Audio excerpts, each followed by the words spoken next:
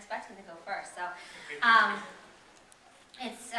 mean, like I said, for anyone who's out there right now and who has a small nonprofit and they're wondering, how the heck am I going to be able to do this? There's so much going on out there. I don't have 1 million fans. I don't know if I could ever get 1 million fans. Spirit Jump started off with myself, Brian, my boyfriend over here, and my very dear friend Dominique Meaghan.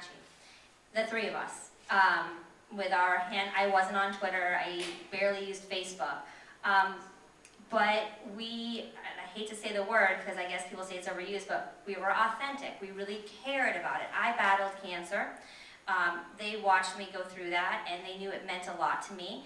And I stayed true to my message. It meant something to me. And so when I tweeted messages out, when I blogged about it, when I used Facebook, people could hear the authenticity and what I was saying, and they wanted to be a part of it. They beg us to do more things. What else can I do? How can I volunteer? How can I help you? But we also respond and answer to that question. You know, we don't just say our authentic, messages.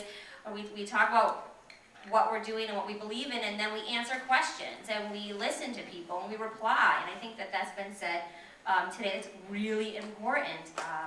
So I think if you listen, if you respect, talking about going to people like you, or the big people that you want Mashable to tweet about you, or because you do, right? I mean, I was so excited Mashable put us on their list. I love the lists of nonprofits.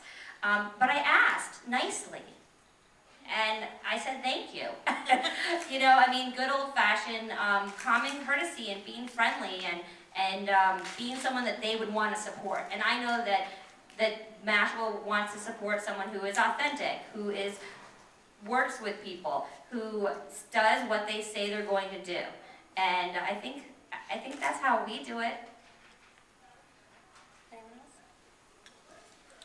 I think there are so many great examples out there at all sizes and all kinds of organizations, from very small nonprofits to large corporations to things that just started out of someone's bedroom and became crowdsourced. From the very small level, you mentioned Blame Drew's Cancer, just really excellent.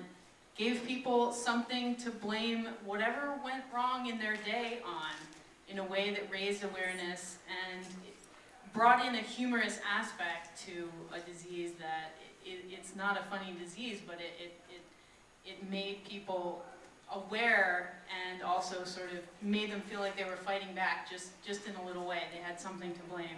I think Twestival is another great example that works on both a global and a local level.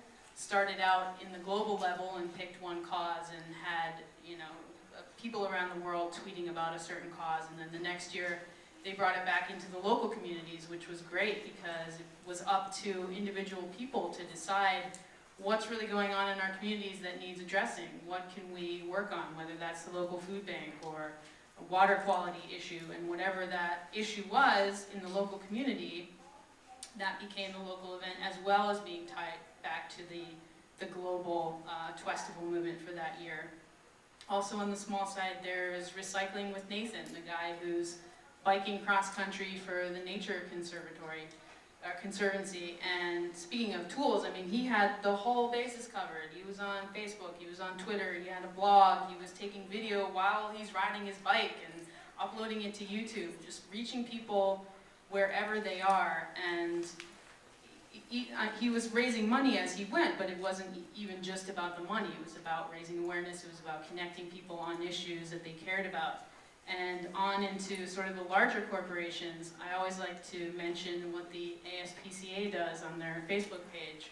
They have all these galleries of insanely cute kitties and puppies. And I don't know about you guys, but every time one of those crosses my path on the internet, it's over. Like, I'm lost for an hour in there, and it's just a great way to really showcase what they're doing and showcase their love of what they're doing and bring it back to people in a way that resonates with them. And going back to the theme of creativity too, it's something different that they chose to do.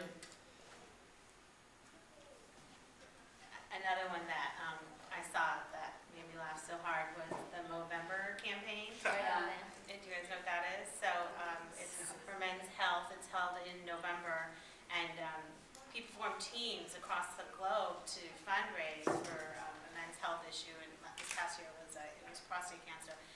And I got videos from some of my colleagues in various offices around the world, and really their heads were on Chippendale figures, and they do a dance for about 1 minute, and it's probably the funniest thing you ever saw, but certainly is unique. It highlights a great cause. It shows the teams working together, and it makes you just aware of the issue without saying, you know, help this Well, cause. they grow mustaches also. It's Yeah, like, exactly. So you have all these guys growing mustaches, and then you're like, why are you, out of nowhere, a friend of yours has this huge mustache. And you're like, why do you have a stash? And you're like, to support Movember. And I even drew a mustache on my face, which hasn't been brought on many questions. But